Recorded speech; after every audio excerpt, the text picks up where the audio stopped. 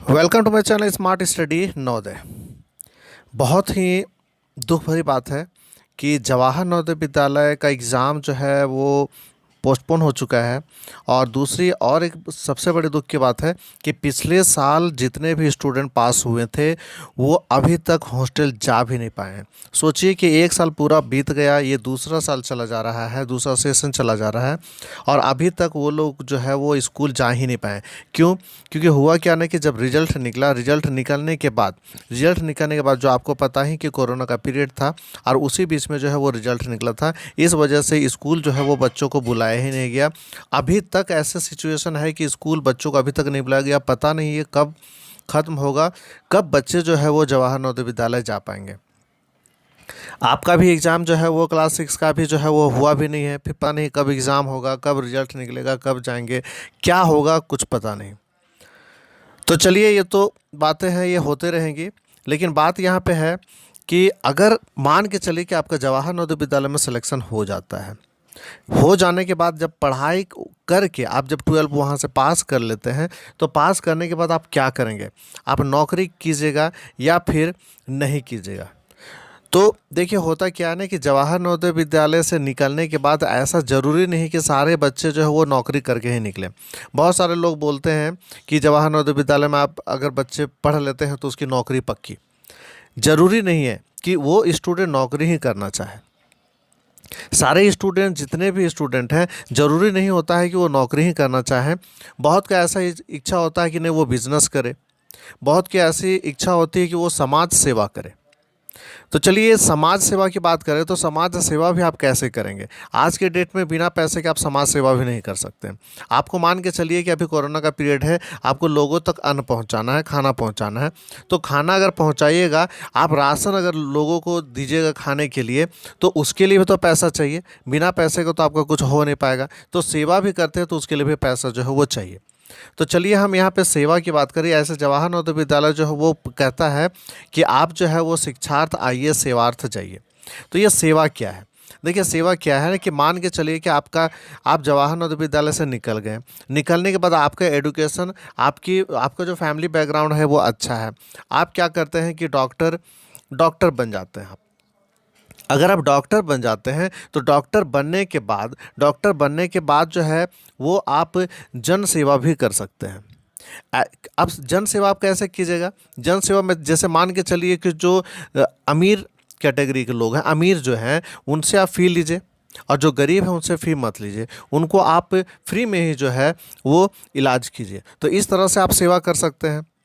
आप सरकारी नौकरी अगर मान के चलिए नौकरी कर लेते हैं तो करने के बाद भी आप जो है वो सेवा कर सकते हैं। क्योंकि उस आप नौकरी जब करते हैं तो नौकरी करने के बाद आपके पास पैसा होगा, और पैसा होगा तो उस पैसे से आप जो है जन सेवा भी कर सकते हैं।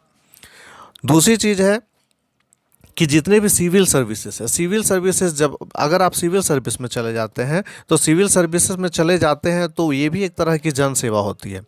बीडीओ बन गए, सीओ बन गए, आप आईपीएस बन गए, तो उच्च अधिकारी जो बन जाते हैं, आईएएस ऑफिसर बन गए। तो इस तरह से अगर आप बनते हैं तो ये भी एक तरह की जन सेवा है। तो इस तरह से जो है आप जन सेवा भी कर सकते हैं। अब होता क्या है, देखिए, जवाहर नवोदय विद्यालय में ऐसे बच्चे जाते हैं जो सरकारी स्कूल में पढ़ते हैं। अब सरकारी स्कूल में पढ़ते हैं, सरकारी स्कूल में ऐसे बच्चे पढ़ते हैं जो गरीब होते हैं। अगर वो अमीर होंगे तो प्राइवेट स्कूल में पढ़ेंगे, गरीब होते हैं।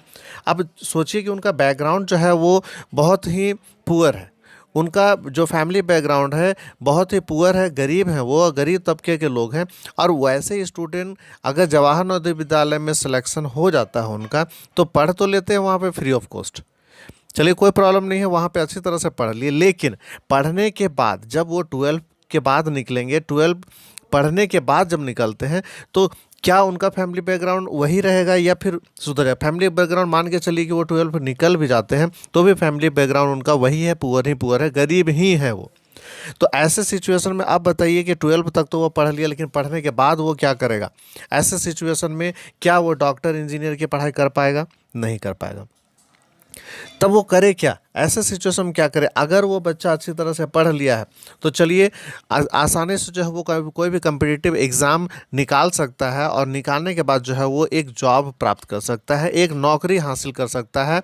और जैसे ही उसकी नौकरी लग जाती है तो उसका जो फैमिली है, वो फैमिली जो गरीबी का जीवन बिता रहा है, उसका जो है वो एक, अगर नौकरी मिल जाती है तो इसका जो स्टैंडर्ड है, उनकी गरीबी जो है पूरी तरह से दूर हो जाएगी। कहने का मतलब हो गया कि अगर मान के चलिए कि आपका फैमिली बैकग्राउंड अच्छा नहीं है, तो आप कोशिश कीजिए कि जितनी जल्दी से जल्द हो सके आप अच्छी तरह से पढ़िए।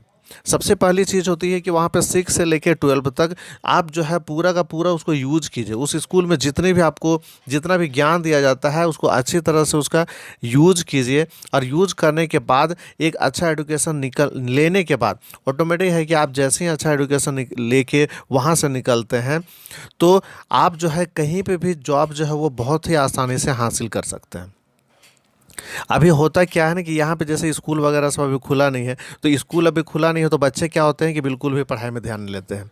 अभी वो पढ़ाई में ध्यान नहीं दे रहे हैं, इसका नुकसान जो है वो आगे उनको बहुत ज़्यादा नुकसान होगा। उनको पता भी नहीं चल रहा है कि उनका नुकसान क्या होगा। वो नुकसान आपको पता भी नहीं चल रहा होगा। अगर आप पढ़ नहीं रहे हैं अच्छी तरह से, कंटिन्यूस अप टू डेट नहीं है सिलेबस के अकॉर्डिंग, तो आपको बहुत उसका जो भुगतान है बहुत भारी जो है वो नुकसान होने वाला है।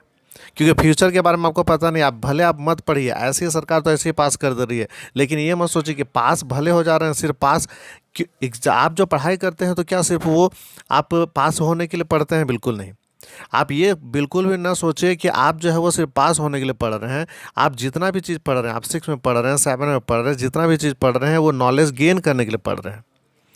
तो ये बिल्कुल भी ना सोचे कि सरकार, चलिए लॉकडाउन है, सरकार तो ऐसे ही पास कर देगी, स्कूल ऐसे ही पास कर दे तो हमें पढ़ने की कोई आवश्यकता नहीं है, ऑनलाइन एग्ज़ाम हो रहा है, हम चीटिंग करके भी हम एग्ज़ाम जो है वो आसानी से लिख देंगे। ये अपने पैर पे कुल्हाड़ी मारना है। आप बिल्कुल ये गलती बिल्कुल भी ना करें। अभी आपके सामने पूरा फुल समय है, आप पूरी तरह से उसका यूज कीजिए। हर एक चीज़ को अच्छी तरह से पढ़िए, साइंस हो, मैथ हो, इंग्लिश हो, एसएसटी हो, कुछ भी है, सारे चीज़ों को अच्छी तरह से पढ़िए।